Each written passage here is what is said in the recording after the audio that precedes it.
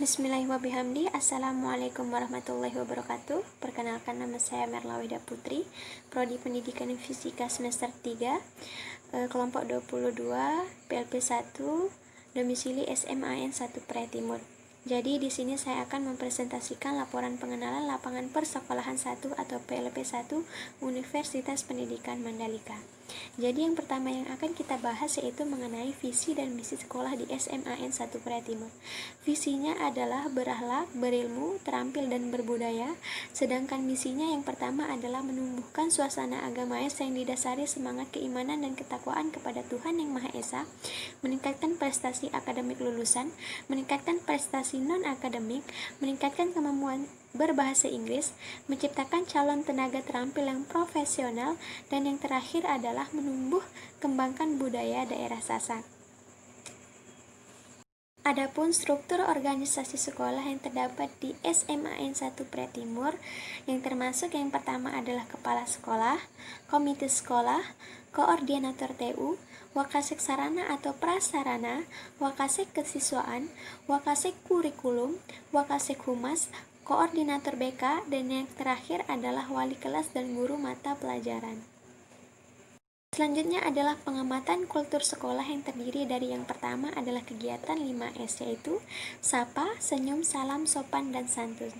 Jadi berdasarkan hasil observasi yang saya lakukan, kegiatan 5S, senyum, sapa, salam, sopan, dan santun di SMAN 1 Praia Timur sangat baik pada proses pembelajaran maupun luar proses pembelajaran. Hal ini terlihat saat saya melakukan observasi dibuktikan ketika sesama guru saat bertemu, mereka saling tersenyum dan menyapa. Dan begitu juga dengan peserta didik tersenyum kepada kami yang sedang melakukan observasi, karena di SMAN 1 Praia Timur menanamkan sikap dan akhlak kebaikan dalam kehidupan sehari-hari kepada peserta didiknya dan menjadikan kegiatan 5S sebagai kebudayaan. Yang kedua adalah sekolah termasuk siswanya memiliki prestasi akademik dan bagaimana strategi sekolah dalam mencapai prestasi tersebut. Ya, jadi di SMAN 1 Praia Timur termasuk memiliki prestasi akademik karena prestasi merupakan hasil yang telah dicapai dari yang telah dilakukan, dikerjakan, dan sebagai bukti keberhasilan usaha yang dapat dicapai oleh pendidik maupun peserta didik di SMAN 1 Praia Timur. Salah satunya adalah memenangkan juara lomba Olimpiade.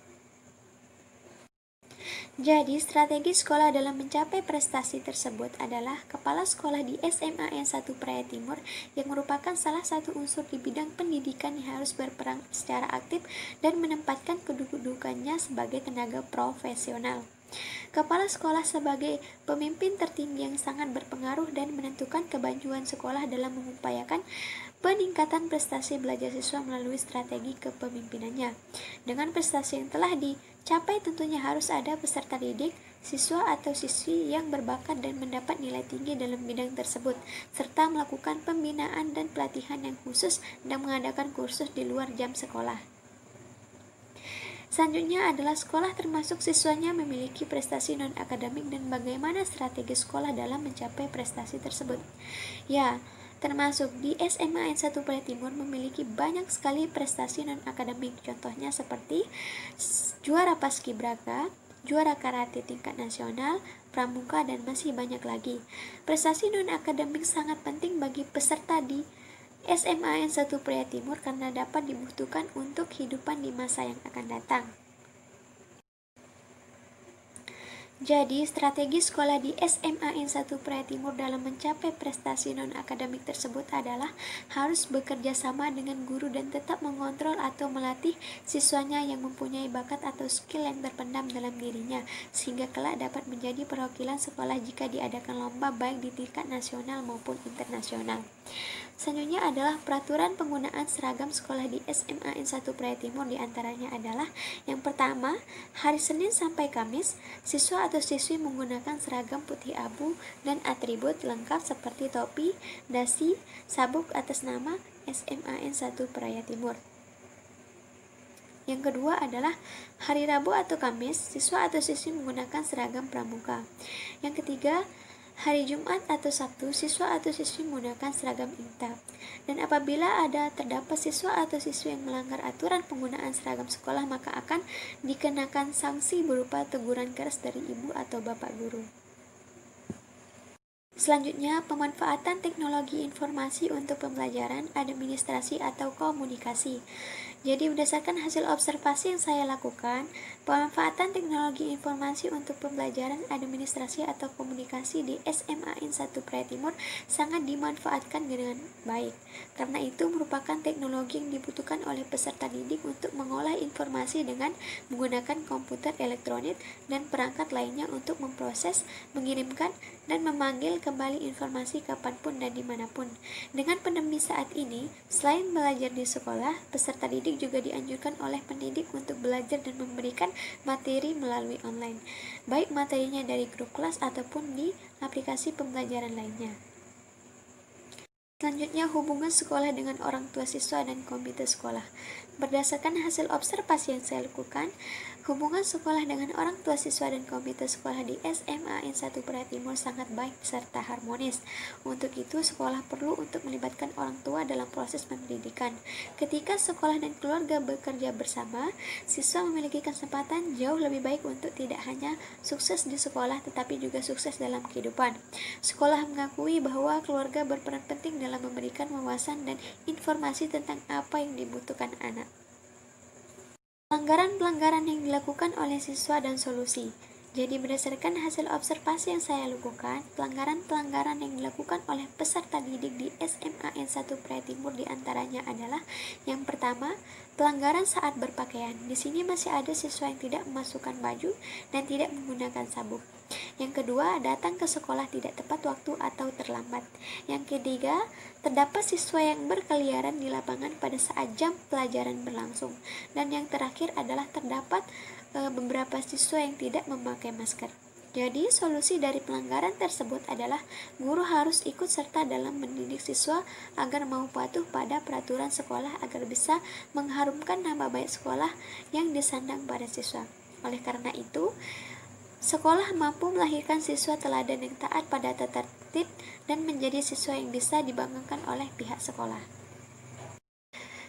Permasalahan non-akademik yang biasanya dialami peserta didik di sekolah dan solusi. Jadi, berdasarkan hasil observasi yang saya lakukan, permasalahan non-akademik yang biasanya dialami peserta didik di SMA N 1 Prai Timur yang pertama adalah terdapat siswa yang tidak aktif dalam berorganisasi. Yang kedua, tidak serius dalam latihan ekstrakurikuler tertentu seperti pramuka sehingga mendapatkan teguran dari pembina atau pemimpin. Yang ketiga, datang tidak tepat waktu. Yang keempat, terdapat perbedaan pendapat saat berorganisasi. Yang kelima, banyak pengurus yang keluar. Yang keenam, manajemen waktu yang kurang baik. Dan yang terakhir adalah sulit membagi waktu antara belajar dan berorganisasi. Jadi, solusi untuk mengatasi permasalahan non-akademik tersebut adalah hendaknya seluruh anggota yang ikut harus mengintrospeksi diri, mengevaluasi pihak-pihak yang terkait, harus mengidentifikasi sumber konflik, dan setiap anggota harus terbuka supaya konflik tidak berlarut-larut dan komunikasi yang lancar dapat terhindar dari kesalahpahaman sehingga lebih mudah menyelesaikan konflik yang timbul. Pengamatan peraturan dan tata tertib sekolah di SMA N 1 Prai Timur, yang diantaranya adalah yang pertama, semua siswa hadir di sekolah selambat-lambatnya 10 menit sebelum pelajaran dimulai pukul 7.15 WITA. Siswa yang datang setelah pukul 7.15 WITA dan tidak mengikuti imtak terhitung terlambat dan dipersilakan menunggu di depan sekolah. Siswa tidak boleh meninggalkan sekolah selama jam pelajaran berlangsung tanpa izin. Pelanggaran digolongkan sebagai pelanggaran berat. Siswa yang meninggalkan pelajaran karena tugas sekolah atau mengikuti berbagai kegiatan, siswa yang bersangkutan dianggap masuk sekolah. Siswa harus mentaati semua peraturan sekolah dan menghormati kepala sekolah, guru, karyawan, dan seluruh warga sekolah termasuk para tamu yang datang ke sekolah. Siswa harus menggunakan atribut sekolah secara permanen setiap hari di sekolah. Siswa mengikuti belajar mengajar dengan tekun, bersungguh-sungguh, disiplin, tertib, dan penuh tanggung jawab. Dan yang terakhir adalah menjaga ketertiban dan kesopanan dalam penampilan, bersikap, bertutur, sapa, dan berpakaian. Pengamatan kegiatan seremonial formal. Jadi, berdasarkan hasil observasi yang saya lakukan, kegiatan seremonial formal yang dilaksanakan di sekolah SMA N1 Pria Timur seperti yang pertama, upacara bendera. Jadi, upacara bendera di sekolah SMA N1 Pria Timur dilaksanakan pada kegiatan-kegiatan tertentu seperti upacara bendera setiap hari Senin sebelum kegiatan belajar mengajar dimulai, peringatan Hari Ulang Tahun Republik Indonesia dan Hari Besar Nasional lainnya. Yang kedua adalah mengadakan kegiatan rapat bulanan dengan guru-guru. Jadi, kegiatan rapat bulanan dengan guru-guru di sekolah SMA N1 Pria Timur merupakan salah satu bentuk pertemuan yang ada di lingkungan sekolah untuk merundingkan atau menyelesaikan suatu masalah yang terkait dengan kepentingan bersama. Yang terakhir adalah pengamatan praktik kebiasaan dan pembiasaan positif di SMA N1 Pria Timur. Jadi yang pertama adalah berdoa sebelum memulai kegiatan pembelajaran. Yang kedua, membiasakan mengucapkan salam kepada guru dan teman. Yang ketiga, membersihkan kelas sebelum kegiatan pembelajaran dimulai. Yang keempat, datang ke sekolah tepat waktu. Yang kelima, mencuci tangan, memakai masker dan tetap menjaga jarak. Yang keenam, berpakaian rapi. Yang ketujuh, membiasakan menghargai pendapat orang lain. Yang kedelapan, membiasakan meminta izin saat keluar kelas. Yang kesembilan, menolong dan membantu orang lain. Dan yang terakhir adalah bersikap sopan dan santun. Mungkin hanya ini yang dapat saya sampaikan, kurang dan lebihnya saya mohon maaf. Semoga isi dari setiap laporan ini bisa bermanfaat, terutama bagi saya dan orang lain. Sekian dan terima kasih. Wabillahi taufiq wal hidayah. Wassalamualaikum warahmatullahi wabarakatuh.